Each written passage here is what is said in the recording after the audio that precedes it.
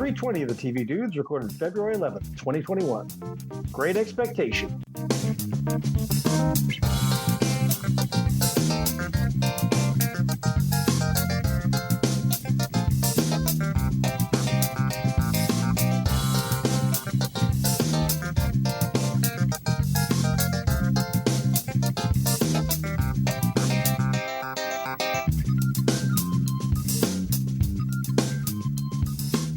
This week we're talking about Great Expectations. Not the British novel, but we are getting British with All Creatures Great and Small and Scarlet and the Duke over on PBS. The title of Everyone is Doing Great over on Hulu sets up some expectations that things are going great. And did Walker meet the great expectations of its reboot roots and great ratings? Maybe not.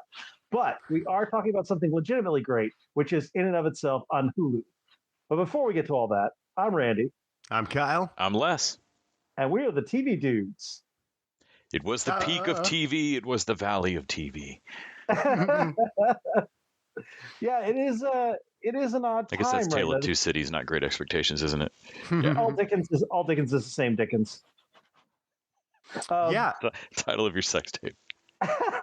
Well, no, it's like that TV where I'm finally have a little extra time to watch TV, but then some of these shows that are coming out, it's like, one, do I want to dedicate the time? And two, like, am I going to convince people to go over to Masterpiece Theater on PBS and check out some of these shows for some good feels, you know? That is your quest this week, Kyle, to get people to watch PBS. We'll see how that goes. We'll talk about this in TV Diary, but also everything this week is technically old business. I don't think anything was new. And I've noticed that looking at our TV diaries, there's not a lot of new stuff coming out right now. Like, it's pretty dire as far as the new stuff going. Yeah, I think Everyone is Doing Great might be a new release, but I feel like I saw that at a festival a couple years ago. We did. Mm-hmm. Saw the pilot 2 years ago at ATX Fest, 2018, actually. Yeah. Okay, so I guess new for, non-TV dudes. Actually, if you're listening, you're a dude. They recut that. They recut that pilot. It was a very long pilot, and they recut it and added and shot the rest of it since. But yes, you have seen a bit of this before. Then they dropped this on Hulu in January, so it's new-ish. Mm-hmm. But before we get to our shows for the week and our old business, it's time, as always, for the Power Ranking.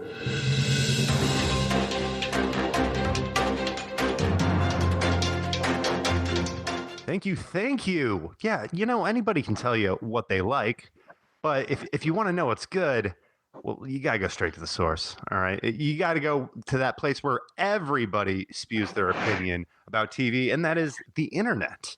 And it's pretty simple formula around here.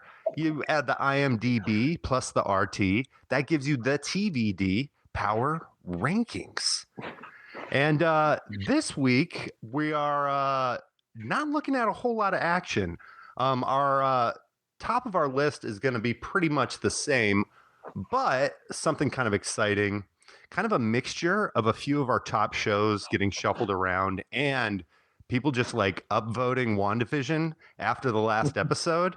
WandaVision has jumped back on the list in the number 9 spot, right behind This Is Us, which is kind of weird because beating both of those shows in the number 7 spot is All Creatures Great and Small over on PBS. Which after I watched it, I was actually kind of surprised that it was up there so high. And a few weeks ago, given some kind of like ratings, mumbo jumbo, Miss Scarlet and the Duke was also in the top 10 and then quickly dropped out after some bad reviews, which I think that was a case of not a lot of people had seen it, so any review was going to tip the numbers one way or another. But I'm actually thinking that might be the better show. Holding tight in number 5 is Search Party over there on HBO Max now, tied with A Discovery of Witches on Shudder, another one that we keep mentioning we got to check out. Number 4 on our list, Gamora, sci-fi. Gamora, which is also over on HBO Max. That is the same spot as last week. And actually, the rest of our list is the exact same as last week. Number 3 is Resident Alien, even though I saw some of those numbers go down a little bit. And then Cobra Kai Season 3 is number 2. And number 1 is In and of Itself, over there but on Hulu. your ranking really doesn't matter to in and of itself personal, the way it values its identity. It's interesting. I agree with that top three for the most part there. Like in and of itself, Cobra Kai, Resident Alien, I'm good with that. I'm liking Resident Alien quite a bit. In and of itself, I love. We're going to talk about this week now that all three TV dudes have seen it. I was the last one on board. And then Cobra Kai is great. Cobra Kai is one of the great new shows this year. So, And I think I think we are going on. This is probably our 6th episode of the new year. And my whole system going into this was I was going to rotate the list every 6 weeks. So if a show was episodic, it would stay on. But if it dropped in a season burst, it'd only be there for 6 weeks. This seems like forever. I'm wondering if I should just go to 4 weeks. I think maybe you should. I think maybe you should just go to 4 weeks. 4 weeks and possibly even 3 weeks, because you got to think, how long are people really talking about shows after they drop? Because if you're not going to catch it in the first month, you're probably going to wait and just catch it whenever. Right. But yeah, not a lot of motion this week. We had a couple new things drop on the main list. Queen Latifah is The Equalizer on CBS. I think it had like a 41 for audience score, but it just came out. Like that's haters just coming out in droves. And yeah, not a lot else happening on the old power rankings. All right. Did you guys have any shows you wanted to check in on the main list? We're going to be talking about Walker later, featuring some of Austin's local queso. That's in 59 out of 74 shows we've reviewed for the year. That's rough. No, nothing in particular, but yeah, I'm not surprised that actually I thought Walker was getting good ratings. I guess TV ratings, but maybe not so much critic ratings. Yeah, it's got a 31 critic score on Rotten Tomatoes right now. Yikes. Okay. Which I don't want to hate the show just unnecessarily, but that seems about right. All right. Well, thank you, Kyle, as always, for the power rankings. Let's jump over to our other regular feature, the TV Diaries. And Les, since you weren't here last week, why don't you catch us up on your TV diary watching? Yeah. So let's see. I had a death in the family, and so it's been a weird couple of weeks of both watching a bunch of TV and also half not paying attention to TV, and having shows that I just don't want to watch that right now. So I have actually not seen this past week's WandaVision. So the last I saw was the reveal right before I guess every WandaVision episode probably ends in a reveal right before the credits, except the first two. Yeah. But anyway, I'm an episode behind on that. Did watch a movie on Amazon, Sound of Metal. Yeah.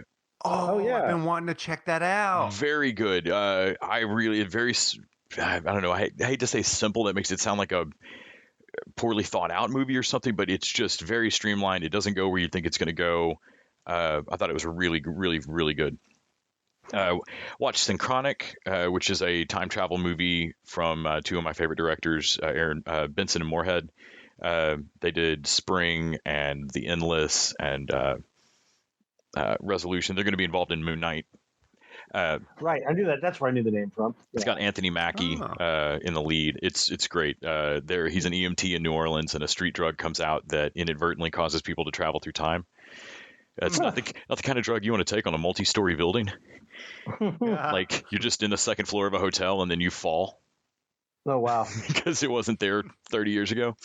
It is a pretty fun movie. I really enjoyed it. I've been tearing through a rewatch of The Magicians. I watched the first season. I don't know if it got renewed, so maybe only season of Treadstone, which is the television show set in the universe of the Bourne novels. Really enjoyable. It's got someone from Sense8, the main cop, white dude from Sense8. It's almost the same role. I don't know how I can fight like this. He's very good at playing that particular weird acting skill. Really enjoyed it. It's got some fun twists. Just a generally fun, spy-ish kind of shit blows up fun show. Nice. Worth checking out, I would say. I've been rewatching The Great. I've caught some random Schitt's Creek episodes. I did watch a couple episodes of The Hustler. As far as game shows go, that's pretty great. We'll talk about that on the game show episode. Oh, I'm Yeah. looking forward to that. Of course, Yeah, I watched we're- Prince of we're- Darkness. Everyone's doing great. I caught because I have them on my own. I've watched a couple episodes of Freakazoid, I was wondering where you saw that. which is a cartoon I really, really wish they'd bring back now that we have Animaniacs back. Yep. Watched for some sure. episodes of Timeless. My dad, who passed, is basically Charlie Sheen from Two and a Half Men, with a lot less money, and so I watched some Two and a Half Men episodes, and it's disturbing how much it's just like watching the patterning from my dad's humor. So then I continued on with Magicians. I watched the one season of Limitless when they made a TV show out of Limitless. I really I enjoyed saw that show. episodes of that. That was really good. I loved that movie, and I really loved that show. I thought they did a great job with it. It's got the sister from Dexter, and D-bag frat boy from Greek. It's really fun. Oddly, I didn't put together at the time. He's a bit player. James Tech is all they ever call him. He's their tech guy. We interviewed him not too long ago. That guy looks a lot like the dude from the Limitless show. Looks a lot like Gregor from What We Do in the Shadows season 1. Her like lover soul that's like in some modern parking lot attendant guy. So I watched a bit more Freakazoid. I watched a little bit of Dungeons and Dragons, the cartoon. There's a movie on Amazon, Chick Fight, with Malin Ackerman. I watched this too. I did not like it. You did not? I enjoyed it. Lisa and I watched it and enjoyed it. So every time I watch an Amy Schumer movie, or I'm always told like this is just going to be groundbreaking comedy that it pushes the boundaries for women and stuff, and it ends up just being like shitty gross junior high boy jokes, just gender flipped, and usually in the last couple of Amy Schumer movies there's same with Seth Rogen movies, there's some running gay joke that is somehow progressive and not attacking, that's usually just like wildly out of character, and I felt like none of that was in Chick Fight. So as far as like that score went, I was fairly impressed by it. I think it won a Scriptly or Script Pipeline contest. That was the main reason I'd heard the name of it.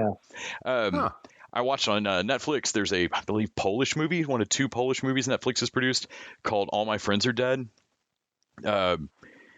It's just a very screwball, like party night goes wrong. Somebody finds a gun, the first person gets killed on accident, and then shit just snowballs. And like by the next morning, then the 2 cops are there. It's just literally, it's like 24 dead bodies in this party, and so you just watch this night just go off the rails. Watched a bit more Two and a Half Men. We have Peacock for a moment, paying the $5 and watching some commercials. So we watched some Office season 1 eps. I still find the Office, it's funny, but also it's sad. There's a constant, like from the first episode, like these people are so, like Pam looks so desperately sad, and like Jim is just so like, they're like, it's wonderful because they're finding these little glimmers of love there and everything, but like it's tragic as fuck. In keeping with My Friends Are Dead, I watched Project X, a movie from a few years ago that was based on I don't know how far the real event went. I know Houston, after the movie came out, Houston cops had to shut down a party that was mimicking it, where in the movie, these kids are having a birthday party. One kid's having a birthday party, and his best friend has decided to make it epic. And as it goes from like, oh yeah, you can have, all right, 50 people. And all day at school, you're watching the friend invite everyone he runs into. And you're like, oh, haha, this is going to be like your whole high school shows up. And then as the night goes on, it slowly gets revealed that like, hey, man, someone told me he found this party on Craigslist. Did you put my address on Craigslist? And then somebody else is like, well, yeah, man. Also, I had the DJ send out an email blast, and I may have called a couple of radio stations. And I mean, like, it just gets like, there's a really great moment where they're trying to get liquor and everything, and they run into like a college kid at the grocery store, and are like, yo, dude, you should come to my party tonight. It's really great. And he's like, yeah, great, high school kids. I've got my own party I'm going to. I'm like, cool. Well, it's on Dickens Street. And he's like, that's your party? Shit, that's where we're going. Okay. But yeah, by the end of it, like a house is on fire, and they've run like the party pushes the cops back at one point. It's just, the night just gets more and more. As far as like stupid American Pie type movies go, it's so streamlined and amazing. It is found footage, but it's really well handled. They have Todd Phillips yeah, of Hangover. they have one kid that is like assigned to be the videographer for the night, so you've got a consistent camera point. It's stupid and gross and fucking epic. Like just watching it get worse and worse and worse and worse and especially at the end of the film when the party just goes off the rails. The found footage works so well. It's like Cloverfield for a second. It very much is. Yeah, it cuts to the shot from a news helicopter and a house like something explodes up the block, and it's like you realize like, oh kid, your birthday party is legendary. But yeah, and like the parents, there's a very risky business updated to the modern times for me. I enjoyed the shit out of Project X. I watched it a bunch.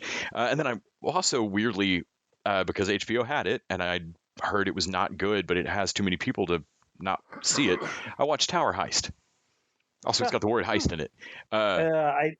Man, that was tempting to me because the cast was so good, but it's Brett Ratner and I heard rough stuff. Oh, and okay, so the first act is weird. You can't figure out what... I don't trust Brett Ratner enough, and this is a weird enough cast assembled that you can't figure out what tone they're wanting to go for, and I can't quite trust it. And it took a while to get into it, but once Les, can I ask a question? Yeah. Name an actor or actress from that movie. Eddie Murphy, Ben Stiller. Okay, Eddie Murphy. Yeah. At one point, Eddie Murphy said to Brett Ratner, "Brett Ratner, you son of a bitch. I'm in." You were right. I think everybody had some. Yeah. This is definitely like you went around. We're gonna get a movie out, boys. It's like Matthew Broderick is basically playing the same sad sack he is in 30 Rock. Alan Alda's the villain. Ben Stiller, Michael Pena, Eddie Murphy, Gabrielle Cedi. I'd say her last name. Precious. I laughed 2 or 3 times. All right. It's more than a lot of. Casey Affleck. It is a lot of douchebags in one movie. Like Brett Ratner and Casey Affleck together in a movie. Just I don't want to support or be near. So like if Casey Affleck ties in the Ocean's universe, right? So like if you don't need to go see this and don't want to support those people, I get it. But I did laugh a couple of times, which is more than I expected to do. Eddie Murphy was remarkably solid in it. I was really surprised. So I also dove into movies a little bit. I had a weird mix of like watching murder shows and comfort TV in the last couple of weeks. So I watched all of The Head, which is a 6-episode series on HBO Max, which we're going to talk about in future weeks. And then I watched almost all of season 4 of Mad About You. And then I caught up the most recent episodes of WandaVision, Resident Alien, Zoe's Extraordinary Playlist. And I watched the latest episode of The Hustler, which we're going to talk about in a couple weeks. And that led me to watch The Chase, which is another game show where there are people going up against the Jeopardy masters. And I actually really liked it. It's probably going to go on my regular rotation. We should definitely talk about The Chase on the game show episode because I didn't make it through the first episode of The Chase. Interesting. What? Oh, okay. We'll definitely talk about that. Because I've now got a couple game shows on my regular watch list, which is crazy. Yeah, no, The Chase is just painful to me. Yeah, we definitely should talk about it. I finally watched In and of Itself, which you guys both recommended, and I'm so glad I did, and I'm so glad you didn't tell me anything. This week we are going to talk. It's the last thing we're going to talk about this week. We're going to offer up some spoilers. Basically, hey, turn off the episode and go watch In and of Itself. Don't let us spoil this for you. Yeah. But then I watched a bunch of really disappointing movies and one that I really, really liked. I watched some stuff that popped up on Hulu or HBO. So I watched Chick Fight, and despite the presence of Malin Ackerman, who I adore, and Alec Baldwin playing a drunk ex-fight promoter with the reveal on his fight promotion thing did crack me the hell up, and I don't know how I didn't see it coming. That cracked me up. But most of the movie I thought was just kind of okay. I didn't hate it. I thought it was okay. I watched Bliss, which was this sort of weird. We're all living in a simulation. The trailer, thing. Yeah. Mm-hmm. It's we're all living in a simulation, and it's God, what's her name? Kyle. Salma Hayek. Salma Hayek and Luke Wilson. Owen Wilson. and What? there's like this thing. They're living the sort of off-world world, and she's homeless, and he's lost his job, and then maybe they go to this utopia, or maybe they don't. You don't know what's real, and I thought it was not great. Unfortunately, I thought it was a good idea, poorly executed. Huh. And then By I your watched. description, I just want to go watch Undone instead. Yeah, I would. And then I watched Antebellum, which I had heard rough stuff on, and of course, it's not great. It's not bad. None of these were bad, but they were all like just disappointing. I was like, Mm. you spot the twist early on, and there's a lot of that sort of misery porn going on in it, which I just didn't enjoy. I felt like Antebellum was going to suffer from the producers of a movie you like, not Yeah, from the it writer definitely. or director. They wanted it to be like, hey, we made Get Out. This is going to be like Get Out, and I'm like, you guys, Get Out did something you guys were trying to do and didn't pull They'll off. put up the money for Get Out, but Yeah. And then I watched Earwig and the Witch, which is the new Goro CG, Miyazaki. yeah, the not, CG. Not Hayao. Yeah, it's CGI. It was terrible. Oh, I've heard that. The reviews are harsh. It was so terrible. I mean, first of all, CGI, I mean, the CGI was really bad. And the plotting was really bad. And the story, like, this felt like the kind of thing that my 9-year-old used to make me watch, like random Netflix shit that they would discover. I was really, really disappointed. The only reason I finished is my wife was in the room watching, and she seemed to be enjoying it enough to finish it out. So I finished it out. But yeah, it was really, really disappointing. Mm. And then the movie I watched that I loved was 48 Hours, which I've never seen before. Really? Nick Nolte? Yeah. Nick Nolte, Eddie Murphy.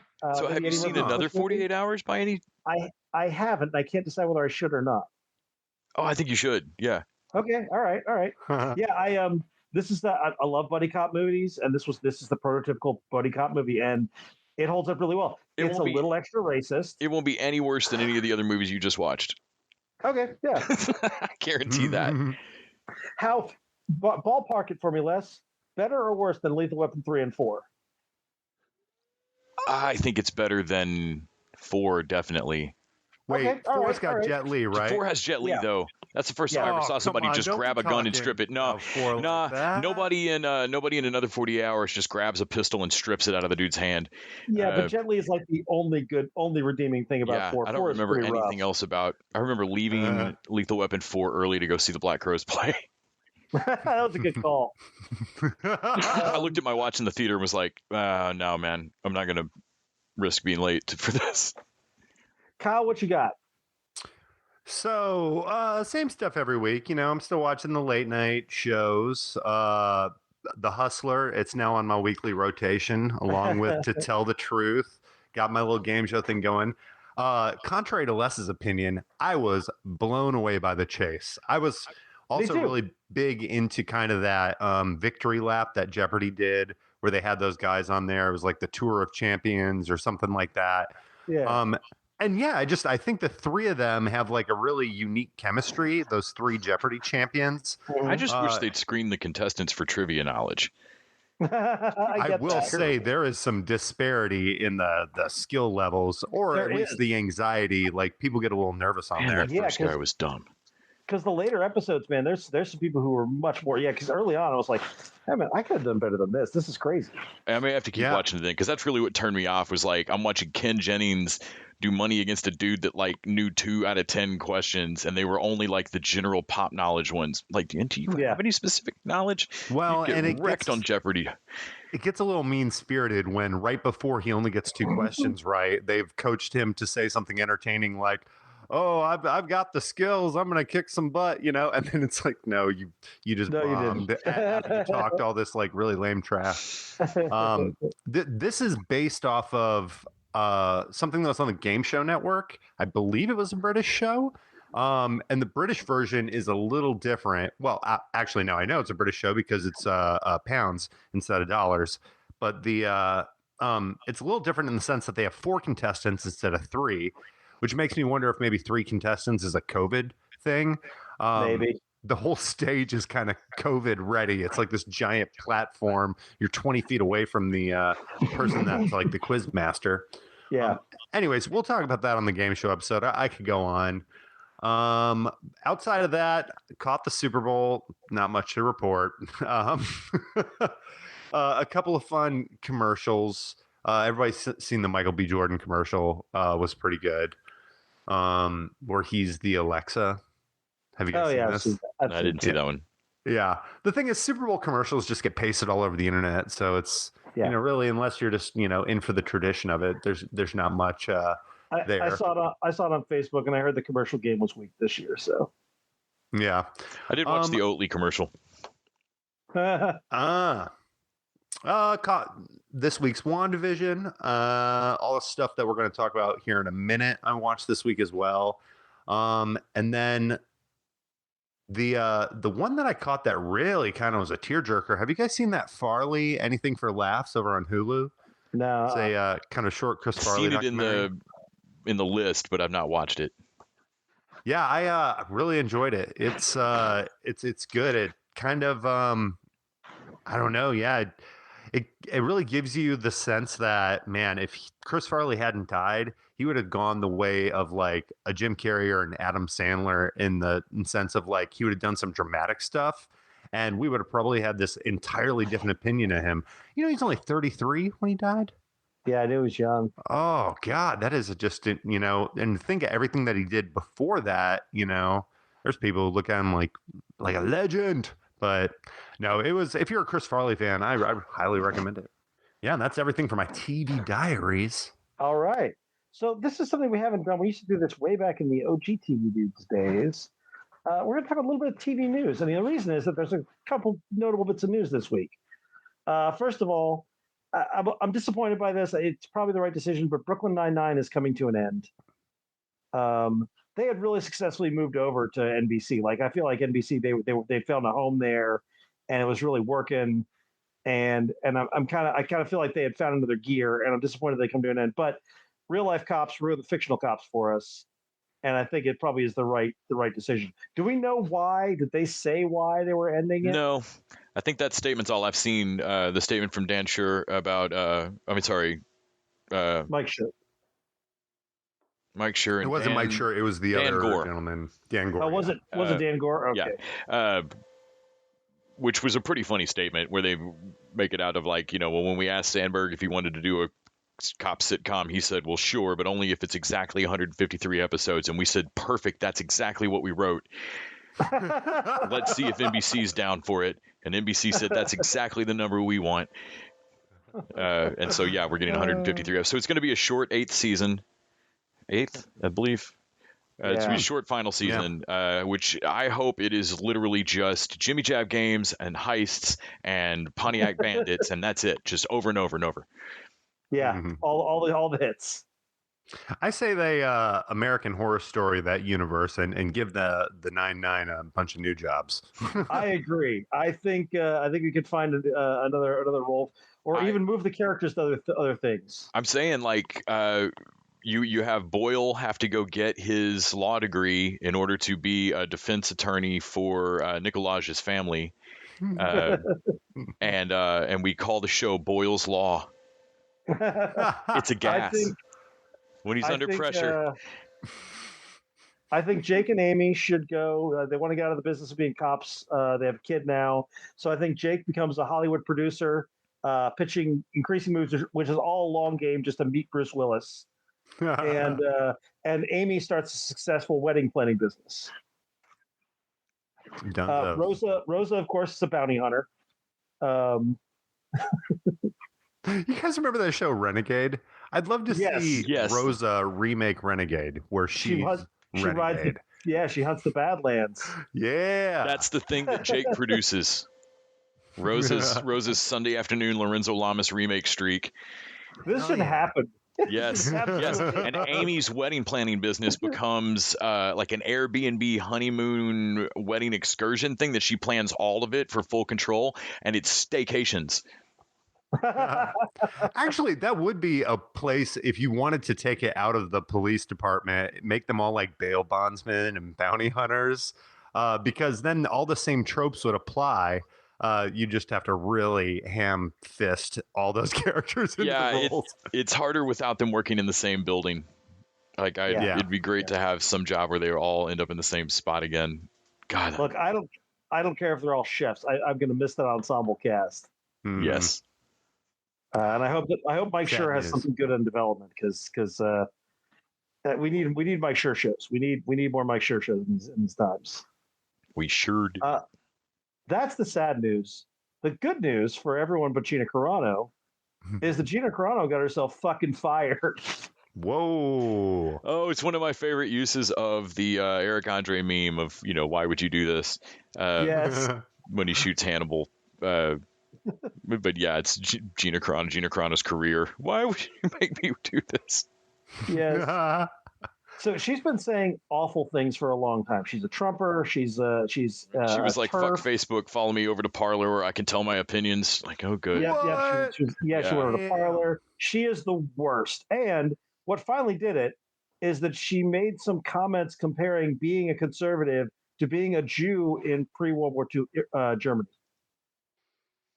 Whoa. And just like, come the fuck on. You were not going to. And the hand that feeds her is named Disney? Yeah. Is it? Yeah. Yeah. Well, fans have been trying to get, just based on the anti-trans stuff, fans have been trying to get her fired. I wonder about the timing of this because Pedro Pascal's sister just came out as trans. Yeah. So like the same day that you're Interesting. getting news articles of Pedro Pascal being an ally and like calling his sister, Mi Corazon, and like, you're still my heart and all this stuff's great. And then at the same time, like, here's Cara Dune being a complete fucking shit. Yep. And I don't know that Pedro Pascal went to Disney and said, look, you can have your star or you can have this turf. But I want to believe that's what happened. I'm just glad for the opportunity for some other actor to step into that. I mean, I don't know that they'll recast Cara Dune or just have a different bounty hunter type person, but there's someone less odious who or with less stupid fucking opinions who can at least keep their trap shut. What we know now is that if you're a James Gunn, they can look at your Twitter and they can say, okay, you're out of here. But then if they decide to, they can just bring you back. It's not that what she did necessarily is grounds to get her out of there, but she is now in the non-safe zone where they can do whatever the hell they want. So yeah, if it was other stuff that she had said or other things that she did wrong, the contracts that you sign, everything that she did on social media instantly violates those contracts. Mm-hmm. Well, and also, let's not compare this to James Gunn. James Gunn did a bunch of edgy boy shit when he was younger and working at Troma. She was posting active Trump shit and that. It is not the same ballgame. That's not the part that I'm comparing. I was simply pointing out that Disney can choose as far as Disney corporate is. They've got her in a limbo position it's now. It's not necessarily a policy that you do something like that, regardless of what it is. No, if they wanted to, they could. But who would want that right now? She really doesn't have a pot to piss in, I think is the expression. I've seen a lot of people saying that she's going to be trying out for Kevin Sorbo and Dean Cain roles. She's going to be in God's Not Dead 4. Right. How bad are you at making your case? You need 4 of those. So the question is, do they make a new character or do they recast? I've seen some fun recasting ideas. Everyone was like Lucy Lawless, which I love Lucy Lawless. She's probably she's a older bit now, too though. old for the role. Yeah. I can't remember who it is from The Expanse. It's Gunny. It's the gunnery sergeant who is also like a boxer, and she'd be fantastic in the role. I saw someone say they should cast a trans actress just to piss off the remaining fans who are mad that she got fired. I'm like, yeah, kind of like that too. Although then you don't want to put that actress in the line of fire. But maybe they should do a new role. Yeah, I think they should. What they should do? Kill her off screen. They should make Cara Dune, the character, become a Mandalorian. And then she puts the helmet on, and then boom, it's anybody. Yeah, no more Gina Carano. It's just it's Cara Dune but with the helmet on. I'm of two minds. I'm like, part of me is like, yeah, we should probably make a new character. I do like Cara Dune as a character. The notion of a commando who lost her home planet, like there's some interesting stuff in there. It's a big galaxy. And we can find somebody else. I also like the idea of Gina Carano having to watch someone else take that role to fame and fortune after she fucked herself out of it. Yeah. So yeah, you'd be the Pete Best of the Star Wars universe here.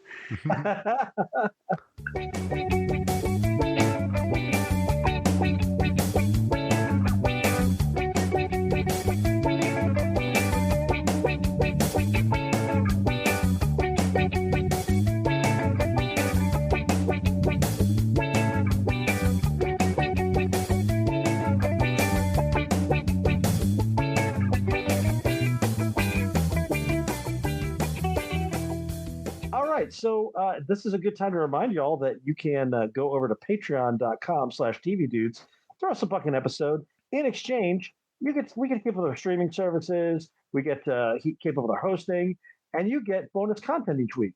Some weeks we record an episode where we talk about a couple movies, and then one of us doesn't record our end of audio, and we have to Hail Mary and throw up a weird pilot thing to give a random example of things that might happen.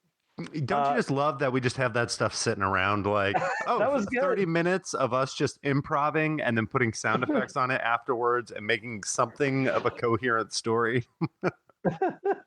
This week we're jumping back to our John Carpenter thought. We're going to talk about Prince of Darkness. Or if you haven't seen it, a Doctor Who episode where Doctor Who never shows up. We also have our $20 show order level. So if there are shows you want us to throw into the rotation, you can buy into that level and give us a couple of ideas.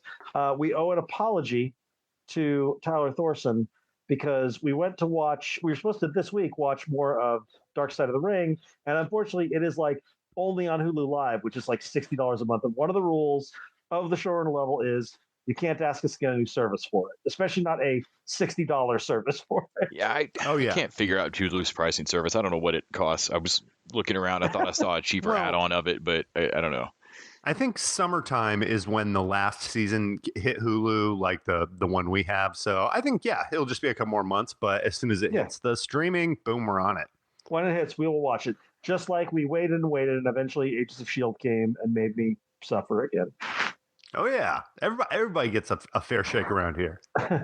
By the way, one thing I didn't mention on my TV diary, I've been watching a ton of those pitch meetings on Screen Rant. Those are a delight. Nice. I need to check some of those out. I always get recommended those on YouTube. They're super fun. All right, so let us talk about our old/new business, and let us start with PBS. I feel like we should have some snooty music playing or something. We need Laura Linney to be like, "This is Masterpiece TV Dudes." Dun dun dun dun dun.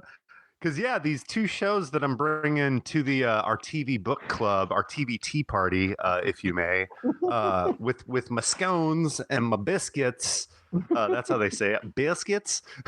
That's a British accent. Yeah. No, both of these are part of Masterpiece, which is like their evening programming lineup, which, say what you want, if you are a person who watches PBS, it is kind of the sweetest deal in normal TV because they show these programs without commercial. So you get a commercial for Viking River Cruises at the beginning. Why did I even say that? They ain't paying us. But then you get no commercials for the entire thing. And you get to watch, essentially, these are like mini movies. There are a lot of times they're mini series. In the case of like Downton Abbey, which is also Masterpiece, it went on forever, which is really what I'm going to be comparing both of these shows to because they're both period pieces. The first one is Miss Scarlet and the Duke. This is a 6-part mystery featuring the 19th century's first female detective in Victorian London. It'd be really easy to go, oh, it's like a female Sherlock Holmes, but no, it's just detective would literally be the only thing they have in common. Like the character isn't a drug addict, she's fighting sexism. That's her big enemy because she's being the first female detective. Nobody takes her seriously. She teams up with her childhood friend, a guy who I imagine this character's name is a dish, William the Duke Wellington. Duke Wellington, that's like a British dish, right? Beef Wellington is a British dish. Yeah. Beef Wellington. Well, this guy's a beef cake with a burly beard. He looks like if he was clean shaven, he'd be just like ripe for a CW show. But he's got that thick accent. That's one of the British accents, a good one. I suspect you're thinking of Duke Ellington. That is a good associate. Instead of Wellington, Ellington. Mm-hmm. But the Duke is he's a detective in the department. He's already on cases, and in a lot of cases, he needs Miss Scarlett's help. She's trying to take over her family business and keep it afloat. Her father, Henry Scarlett, is played by Kevin Doyle, who's Mr. Mosley on Downton Abbey, and just a really beloved character on there who really steals the show in the Downton Abbey movie. But you look at the IMDb pages for all of these actors, and it's so incestuous. They've all done like an episode of The Crown. They've all done an episode of Downton Abbey. Kate Phillips, who plays Eliza Scarlett, Miss Scarlet, the main character, she's from Peaky Blinders fame. And they're all just really good at wearing period appropriate clothing and selling it. Unlike Bridgerton. Like this is Bridgerton without the sex. And we're sure that this is not a show about a jazz musician and a Southern aristocracy plantation owner. I did double check that. Going to solve crimes. Like, Miss Scarlet, there's been a murder on the A train. Only you and Duke Ellington can solve it. I also made sure it's not G.I. Joe. Double check that. Yeah. Also, Miss Scarlet and the Duke sounds like it could be a 70s blaxploitation thing, too. That would be a killer name for a blaxploitation movie. Like we all thought at the end of the last movie that Miss Scarlet was going to be Captain Britain, but it turns out she's just going to be Miss Scarlet in the show. Miss Scarlet and the Duke on Disney Plus. Well, just real briefly, I'm going to kind of give my opinion of both of these after I set them up. But this is just kind of your run-of-the-mill procedural where each week we're taking on different crimes, and a lot of it is, I'm probably using this wrong, but is allegory for stuff that's happening today. Often, they say with period pieces, it's about the time it's made in, not the time it's made about. Mm-hmm. So, for instance, her big thing is she's the first female detective. She's trying to get into Scotland Yard and nobody's taking her seriously. Well, her first big chance to do something, they want her to infiltrate a women's suffrage movement and be like their spy in there. And, she just asked them point blank, did they break a law or anything? It's like, no, we just want to keep an eye on them. And now she's like, okay, I want to be a part of this, but then also do I do this? And, just kind of spirals from there. So there is some interesting stuff. And if you do especially detective procedurals, this is going to hit all those gears, although it's only 6 parts. So usually a detective procedural goes for 100. What'd you guys say? 123 episodes? 153 episodes. How many Midsummer Murders are there? Yeah. So, and that's Masterpiece Mystery. Masterpiece Classic right now is showing this really cute show called All Creatures Great and Small. That is a period piece based on the 1930 series of beloved books. The show kind of centers around a veterinary practice that takes care of both livestock because they're out in the Scottish countryside or Yorkshire, wherever that is. I think Scotland. It's where they make pudding. I'm pretty sure. Yeah, one of the lands, and it centers around this practice with kind of an eccentric Doc Holliday type character running the show. We've got the new straight-laced, doctor in from out of town, and then to mix things up, there's this character I really like. Played by Callum Woodhouse, Tristan Farron, which is he's another veterinarian, but he's the veterinarian's brother. And that was a very British name, Kyle. I just want to say Tristan Farron. That's a very British name. Callum Woodhouse.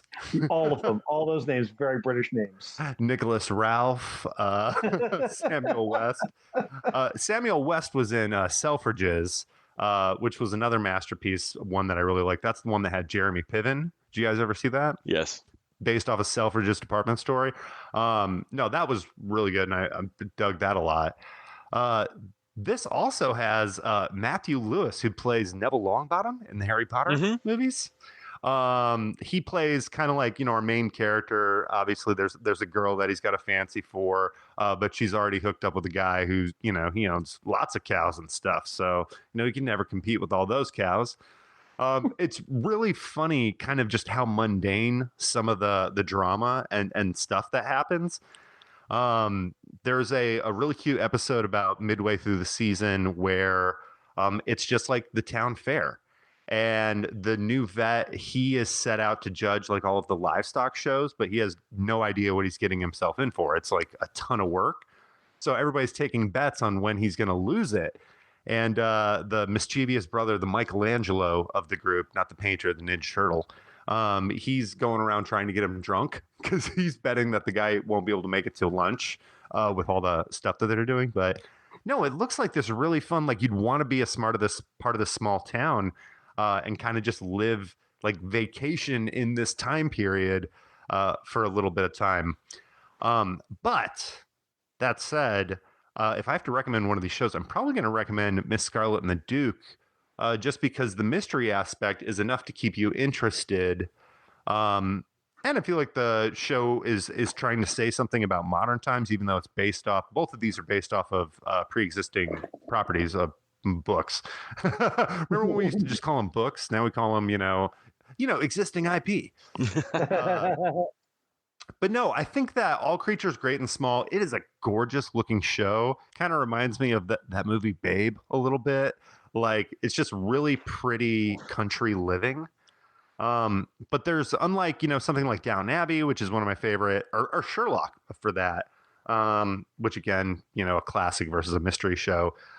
They really kind of set up in the first episode. Here's the drama of the season, like this is what we're going to try to do with these episodes.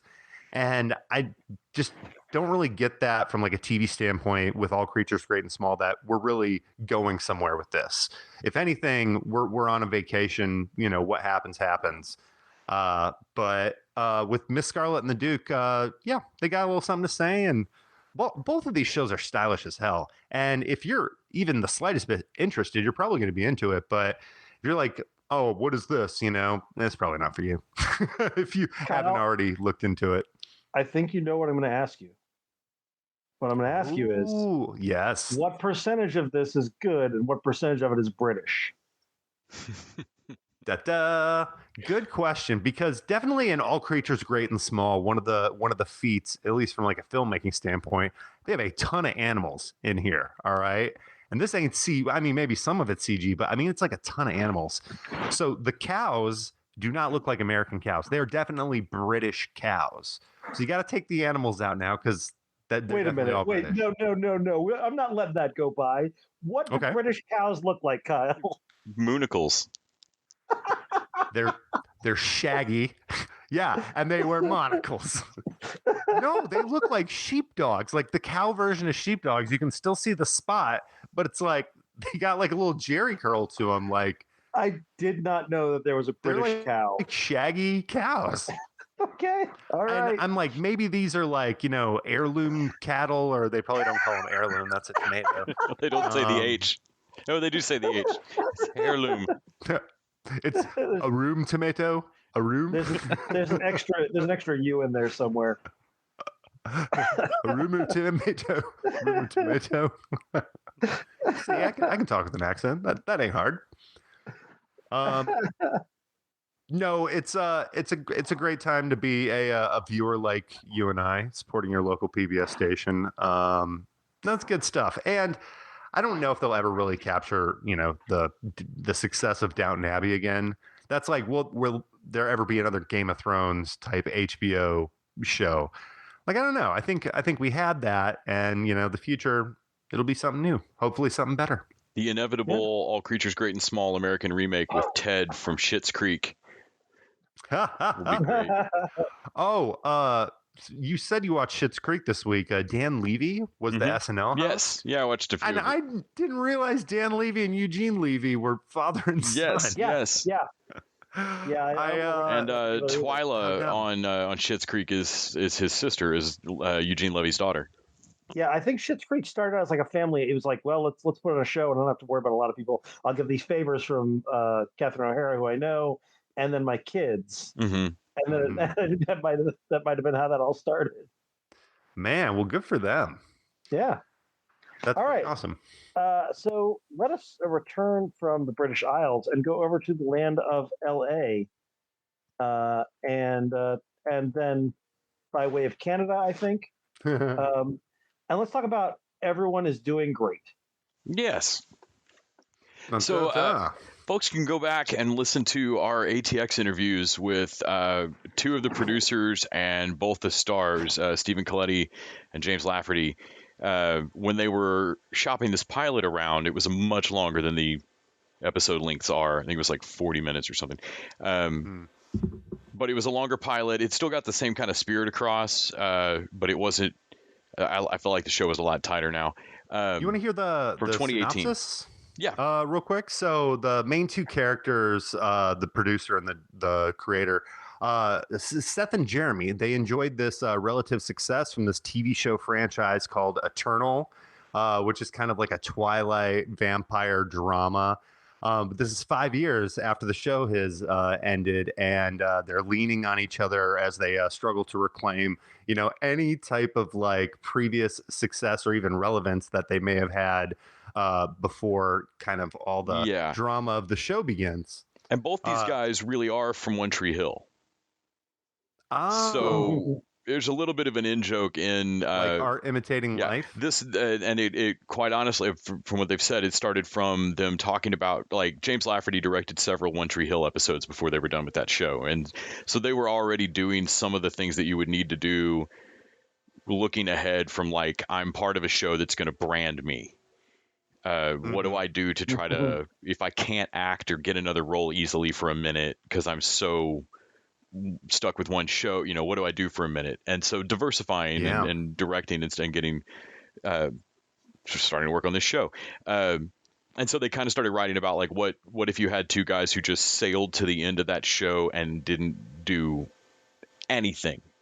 And so at the pickup of everyone's doing great, one of the two guys is still auditioning and seems to have his shit together, and the other one very much does not.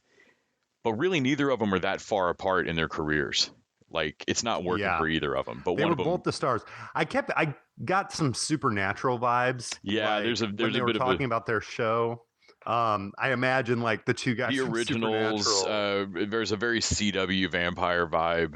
Especially when they do flashbacks. There's some later episodes where they do some flashbacks to them on set just being fucking douchebags. Well, and it's we aren't like weird rich people, are we? Actually, no, we're fine. If I can talk about that for a second, I think it's one of the strengths of the show is they nail the reality distortion field that certain celebrities have when they are, in the midst of creating a show, because the real relatable story here is you have two guys who are dumped, and their women, sorry, they're not property, their partners, who they were with, are now more successful than they are. Yes. Everything's working out for them. They're catching all the breaks, and these guys aren't catching any breaks. And it's a relatable story because it's insult to injury. Not only have you been dumped, but now she's found the man of her dreams, or she's found major success. Yeah, her show's going great, and her billboards are everywhere.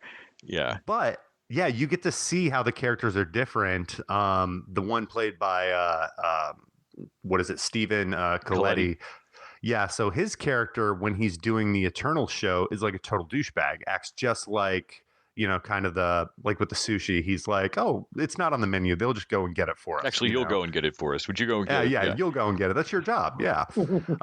But when he's like cooking eggs in his kitchen and throwing like the spinach in there with his eggs, and is like can't even get like these bit rolls, his whole outlook changes. Like he no longer is it, like reality starts to seep in more, and he seems more like a real person. Mm-hmm. I really enjoyed that. This feels like it is exactly what it's what it's meant to be. It's low rent Entourage. This is Entourage when it's not working. Yeah. Like, I mean, honestly, all of the movies of Vinny's that they show in Entourage, like the running gag was how bad those all looked. But this is legitimately what Vinny's career would look like when the money runs out and you've got to live near Van Nuys. And no, they never give anybody a win. It's no like, I got the part, or here's my lucky break. Like, no, this is literally what happens to 90% of the people who go out there and don't make it. Yeah, the arc of the show is they learn to be slightly shittier friends. I mean, like they learn to be better friends and better people. And I mean, not that means they have it together. Like, you're still doing dumb shit. Like, okay, cool. I just put across a life lesson that means that I definitely had character growth. I'm now going to go do coke in the bathroom. Like you're still Well, making terrible decisions, but they are that was also the tragedy. I but think they've of this also grown. show It's is because it's a bromance, and the very much so. resolution of the season is that the selfish character realizes he needs to put his friend first, in whatever that looks like, which in his case is kind of weird. It's him sleeping in his car now. But the whole season, they are just dropping casual cocaine jokes left and right. Yeah. All right. Some of them are pretty funny, like when the new fiance like sneaks back in the room. Oh my to do a God, bump of that was great. cocaine. Yeah. They have this whole What bit. would you do if my manager burst in here and y'all were doing coke? I don't know. Does your manager like cocaine? I mean, it's probably does. So I love let me it. ask you guys. Oh, sorry. Well, let me ask you guys. I was not as into this. I watched 2 episodes, and I was like, it's not quite funny enough. It's like Curb Your Enthusiasm or Always Sunny in Philadelphia, but without making me laugh. Does it take a turn? Did I give up on it too early, or is it just not for me? I don't think it. I wasn't ever looking for it to be a particularly sitcom-y like that.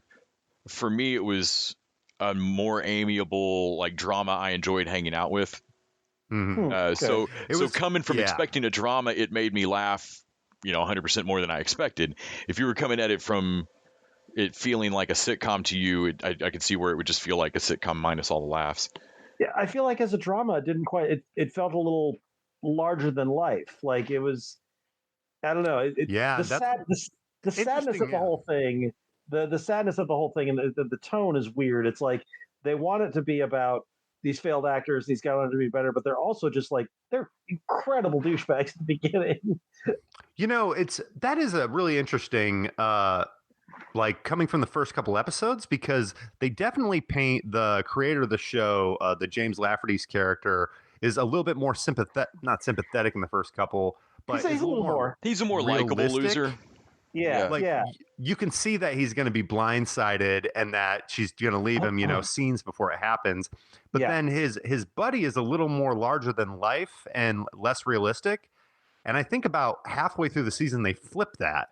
Where the guy from the beginning, he pretty much becomes like the Big Lebowski, and it's like this big stoner dude, which I think the one that has it all show could totally cross over universes. The one that seems at the start to have it all locked down and kind of the control freak. When he finally loses his edge, it goes very, very badly. And the other guy that's just kind of a schlub is closer to rock bottom maybe, but he's more comfortable there. And they kind of let them cry. There's a couple of really great moments where you can tell that these two actors have known each other for years in real life. They are friends. They worked on this together. Because there's a moment in a later episode where they're going to go to the engagement party of one of their exes. And it's just a terrible idea. A good idea. It shouldn't go. And so that's an entourage plot he gets his friend to go with him, and his friend's going to bring a date, and like the date and it's the girl from AP Bio. Yes. And the date doesn't know what, like, I love there's a moment where they tell the date, like, so tell her, have you told her where we're going? No, we're going to your ex's engagement party. Do you still want to go to this? And she's just laughing. She's like, oh fuck yeah. No, I'm definitely down for this. This is so much more interesting than anything else I had tonight. Let's go watch this train wreck dumpster fire. Like there's some great. They get in a slap fight that's very like, oh god, how long have y'all known each other? Well, and I was gonna say the whole cocaine thing, because you get all these like really casual cocaine jokes, and they're constantly like making comments about it, like, "Oh, you're too old for that," or like, "What are you doing?" And yeah, the way they wrap up this season is like a real like punch drunk kind of gut check, where it's like, oh shit, maybe this guy shouldn't have been doing cocaine this whole time. Fucking do that, dude. Yeah. Like, yeah, maybe this is actually bad. And like, I feel like there's consequences for the things that actually happen. And towards the end of it, actually felt a little bit like Magic Mike to me. Did you guys ever watch that? That is very much, I think, how the vibe went. Because that movie doesn't go anywhere. You just hang out with them for a little bit. Like, you can hardly figure out who the main character is in the first Magic Mike. Like, is it the kid that he's training up, or is it Mike? And I think with Magic Mike, it's like, oh, this is cool. I'm, in this dancing universe and stuff. And you don't realize the whole time there are people that are like spiraling out of control, and then when you get to the end, you're like, oh no, just because he has a six pack, no, this guy's a mess. Yeah. Yeah, I was glad Kyle liked it. I was interested to talk about this show with you guys because I ended up really enjoying it more than I thought I would. But I've also talked to the creators and two of the producers multiple times now across a couple of years. And so I can't separate out at this point a little bit of their excitement telling me about what they were wanting to make from it's like trying to read something and proofread it and your brain fixes the typo. I don't know if I'm fixing things because I know what they're aiming for, you know? Mm-hmm. Well, no, I can say at least from my vantage, I reacted in a really good way. I felt like the 22-minute long episode was a great digestible chunk, and it gave me just enough funny to where I was like, oh, I want to hang out. But the drama of each episode really connected for me at the end, and I was like, oh, that's a pretty good arc. And I think if they ended this, like if they never got to do another season, kind of the ending for the main character, I'm like, that's bold. Like, yeah, that's how this story would end, you know? Yeah, and I don't bathroom of a Mexican restaurant. They did not have an answer about a season 2, so that's up in the air. Yeah, but they could probably continue with this. It's I got Curb vibes. They have a great piece of music that they use throughout this to like great effect. Like I never get sick of this theme that they keep playing. And yeah, I think if you don't connect with the first couple episodes, like Randy was saying, you probably aren't going to get into it, but you know pretty quick if it's your thing.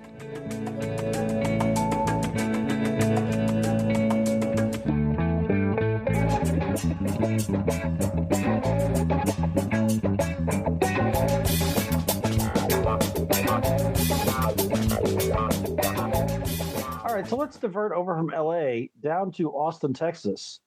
The most obvious Austin, Texas, the most not real Austin, Texas, for Walker over on the CW. This is the reboot of Walker, Texas Ranger, starring Jared Padalecki, filmed in Austin during the pandemic.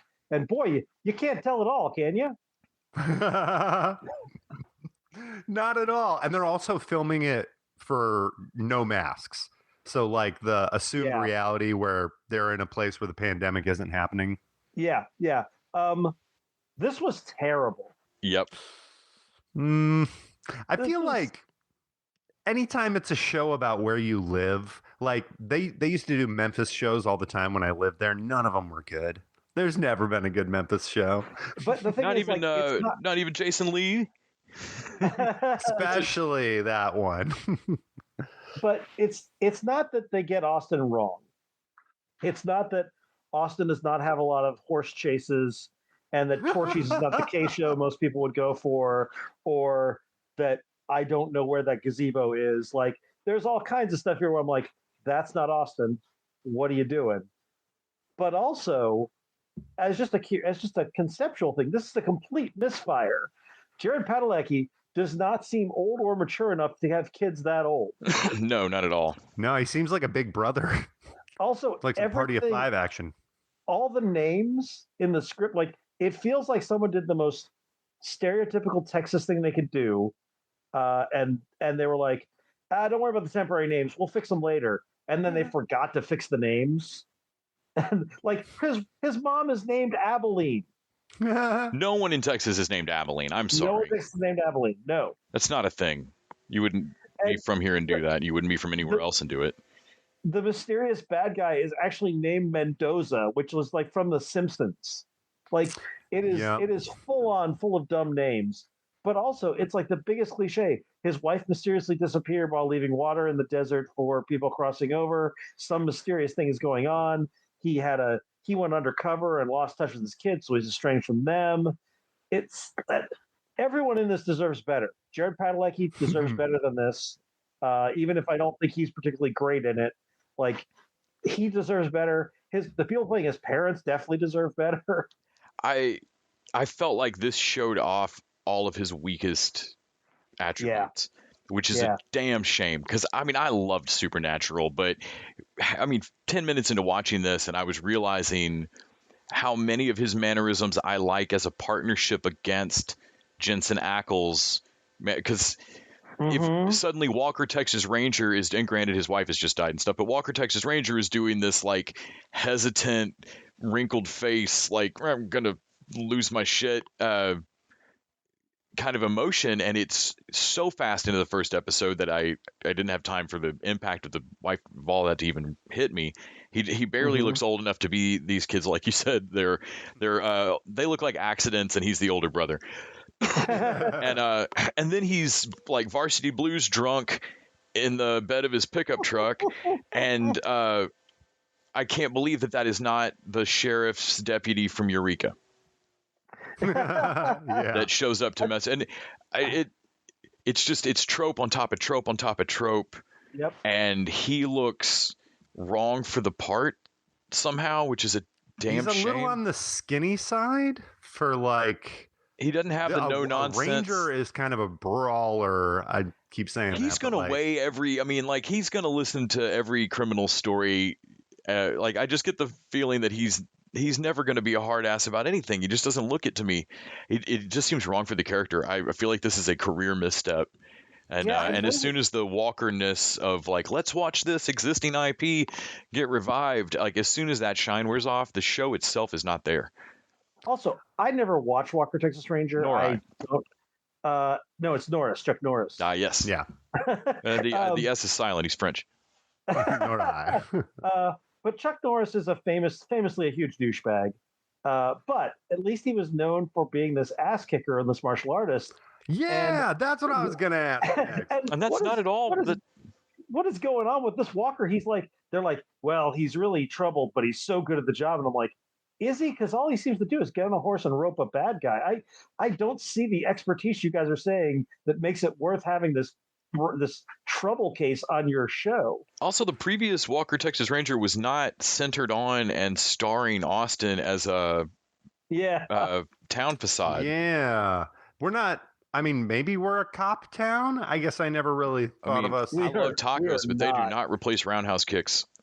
Oh, that is the number one thing. You give me one roundhouse kick, this review could have gone a whole different direction.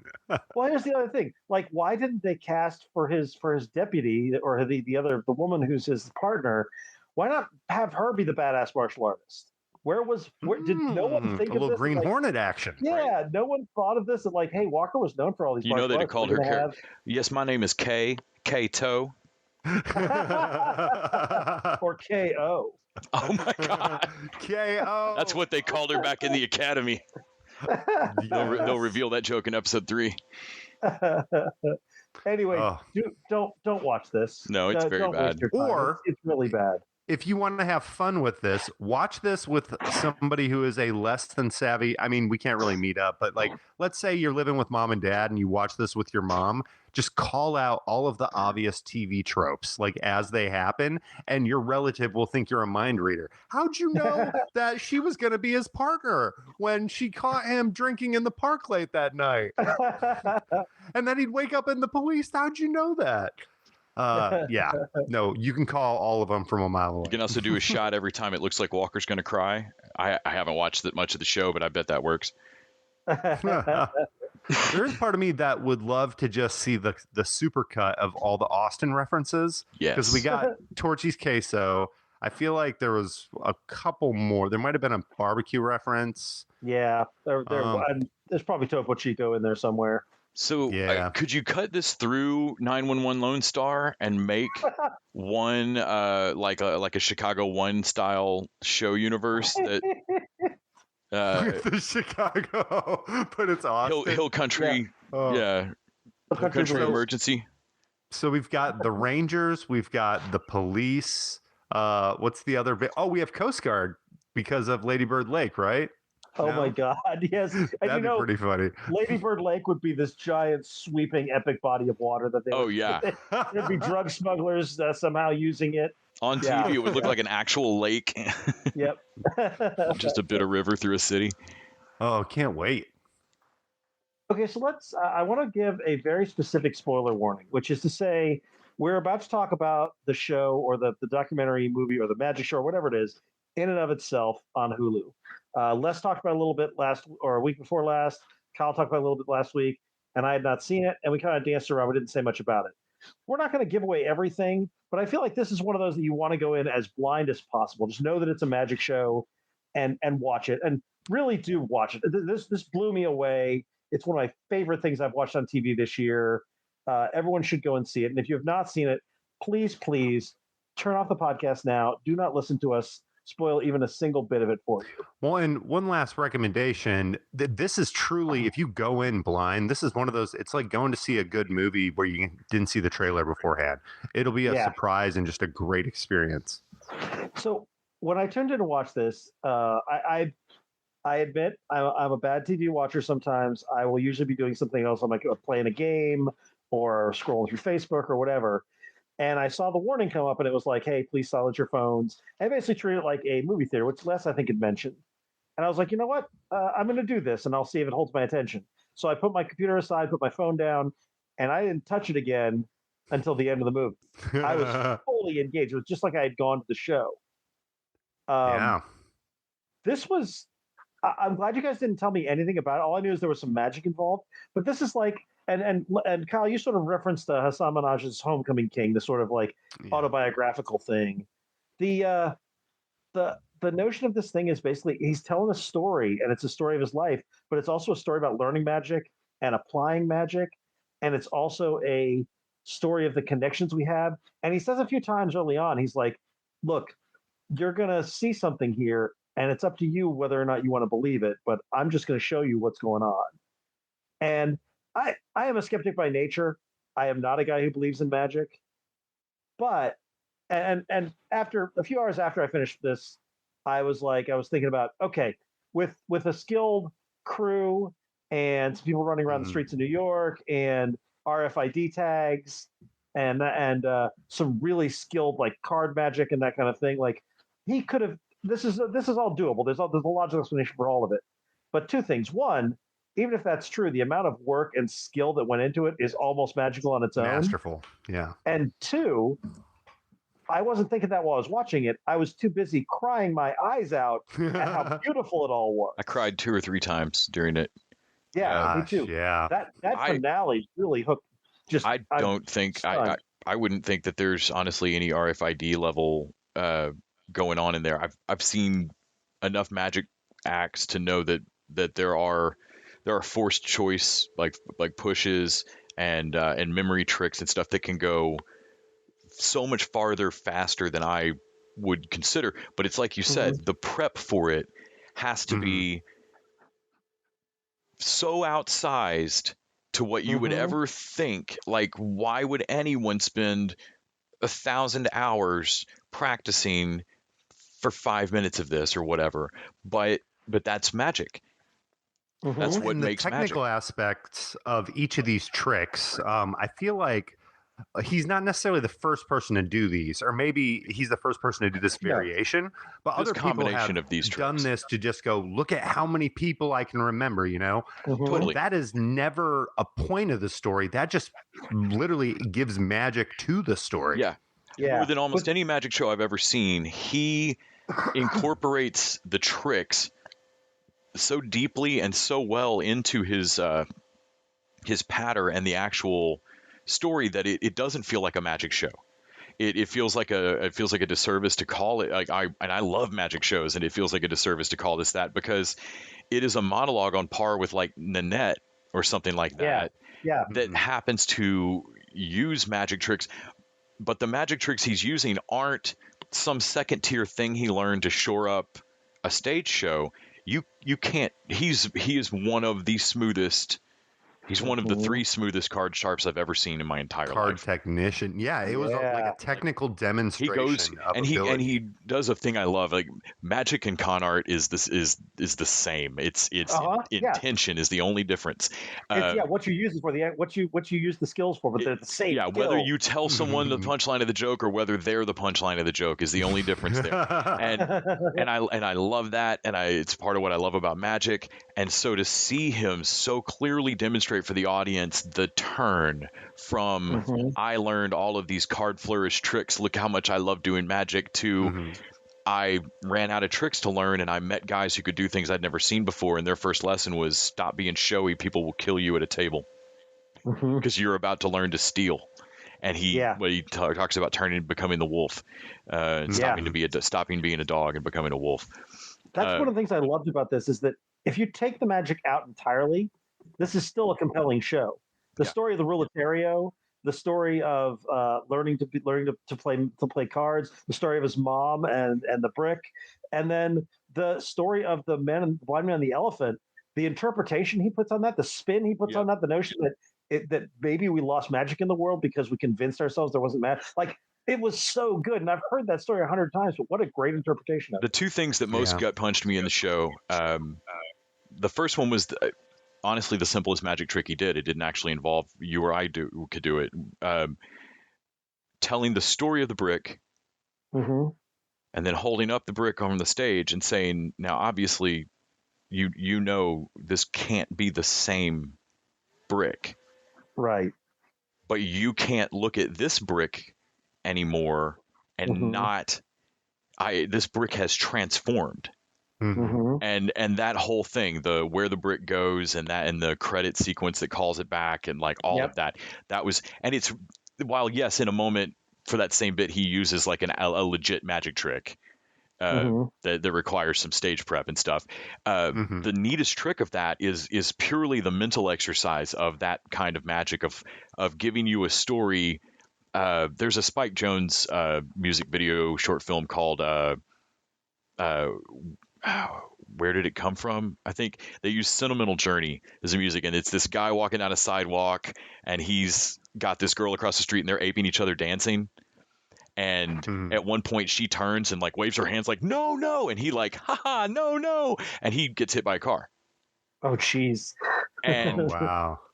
So it ends with this shoe arcing through the air, and then it lands in the street, and you realize like, oh, that's where like single random shoe in the street comes from. And then the camera just glides forward and there's a loafer, like a completely different set of shoes, and it's like half a block ahead, and so it ends with you mentally going, well, fuck, I know the whole story of that other tennis shoe. Where did that loafer come from though? And this felt that same magic trick of like, you just made me think of a whole short story in my head by doing this one thing right. And he kept doing that over and over. The other thing that gut punched me was the letters. Oh my God. Yeah. That is one of the neatest. And I know that has to be a set of like 4 or 5, like Kyle, like you were saying, like you're stringing together tricks in a way I've never seen anyone put them together before.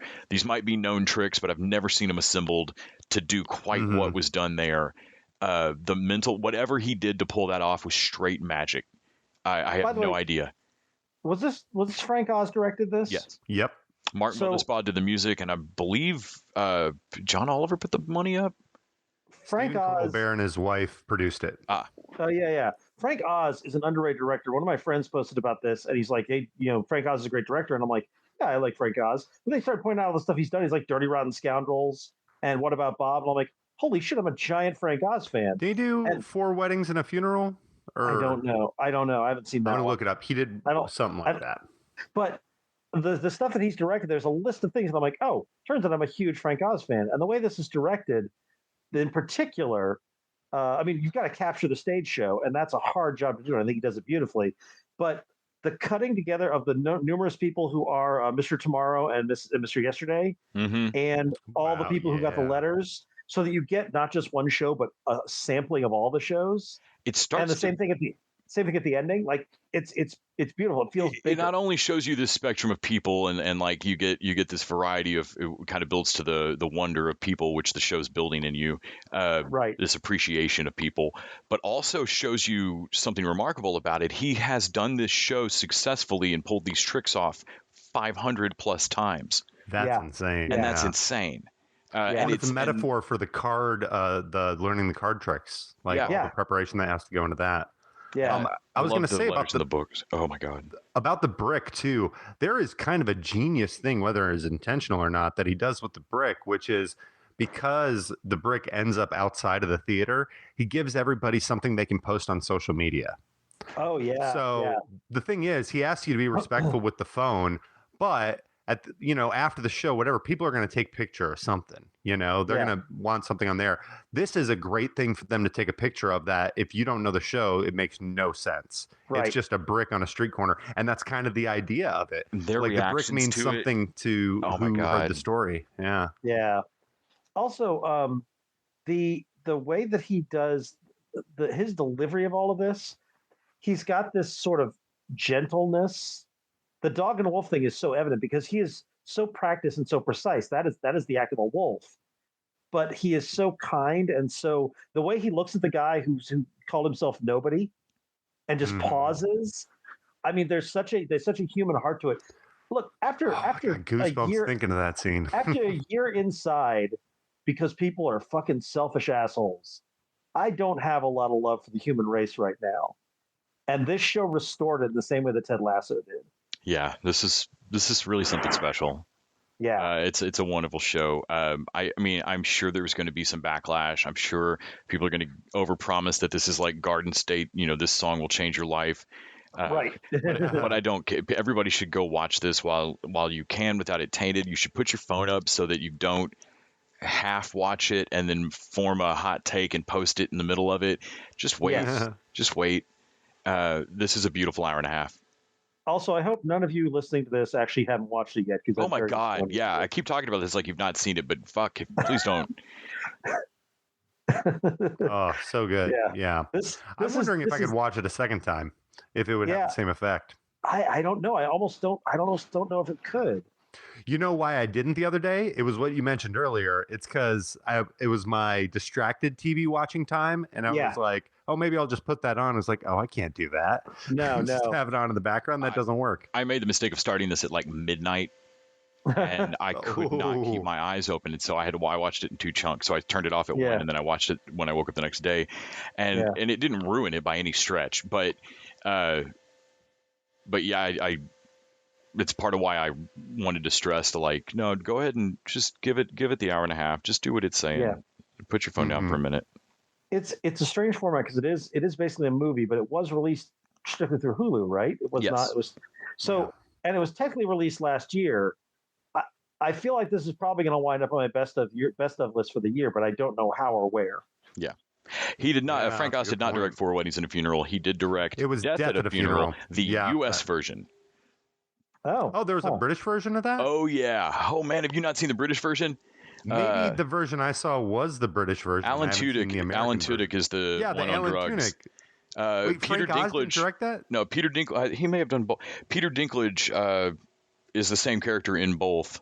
Yeah. Okay. No, maybe he did do the British one. Well, now we got to look it up. I know. The list of things that Frank Oz directed is truly impressive. Yes, he did the British one. Neil LaBute did the U.S. one. Yeah. Oh, okay. The British one's good. Yeah. I mean, leaving aside the Muppet stuff, which whatever, I like Muppets fine. I'm not a giant Muppets fan, but yeah, he did the remake of Stepford Wives, which is interesting. I've never seen it. He did the score, which is a really underrated heist movie. I really enjoyed the score. He did Bowfinger, which I thought was I really enjoyed Bowfinger. I need to give that a shot. It was a blockbuster when that came out. I always love when Steve Martin writes something and stars in it. And I didn't love Bowfinger, but I think I need to give it a shot. He did In and Out, which I don't know. I haven't seen in a long time, but I remember enjoying in the theater. He did Little Shop of Horrors. Yes. And then, as I said, What About Bob and Dirty Rotten Scoundrels, both of which are just fantastic movies. Something else that's really cute. He spoke at South by Southwest the last year we could actually be there. And he was on stage and he said, every year it's I go on a vacation with my family. My kids are grown up now, but every year we do a trip together. And I asked them what they wanted to do this year, and they said South by Southwest. So I asked if I could speak, and here we are. So it's we got a free vacation. That's why I'm here. Well, all right, guys, that's our show for the week. Thank you, Kyle. Thank you, Les. Thanks, Randy. Thank you, Randy. Thank you to our patrons. Thank you to our listeners. And reminder that you can go over to patreon.com/TV Dudes, throw us a buck an episode, listen to our bonus content, which this week is going to be Prince of Darkness. And until next time, TV Dudes out.